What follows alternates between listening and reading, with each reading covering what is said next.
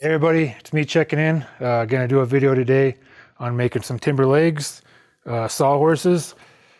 I've had these ones for quite a long time. You can see they're pretty used up, but they've really done me good. And I'm kind of in the position right now where I need to make another set, but a little bit longer on the top bed. So I'm gonna do a video today on making those and all the different tools I use and the process that you go through to make them. I'm just making these ones out of 6x6 timbers. These are kind of old timbers. They're not very great, but they're good enough to make a sawhorse. So the ones I had before I had these timbers were some Menards ones, and you can see they're not very good. They really don't hold any weight whatsoever. So ever since I switched over to the timber frame ones, I've had a lot better luck with them. They can definitely hold a bunch of weight, thousands of pounds worth of weight. These ones I've had since the start of this building I built, and they're still going strong. So they are a little bit wobbly just from the wood wearing out. So, but when I first built them, they were, there wasn't any play in them. So with that said, I think this video, I'm not gonna do much talking. It's kind of a hot day. Just kind of show you the process and a time lapse. So.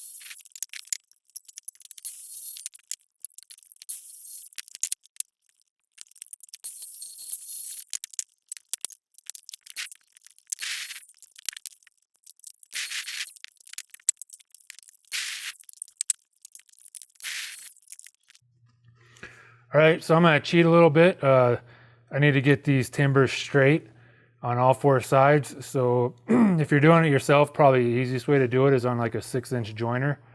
For this one, I'm just using this is a slab surfacer that I custom built for straightening out slabs like you see in the background here. I'm gonna cheat and I'm gonna just use it to straighten out timbers because it'll be a lot faster. So I'm gonna go ahead and load them up and then get started.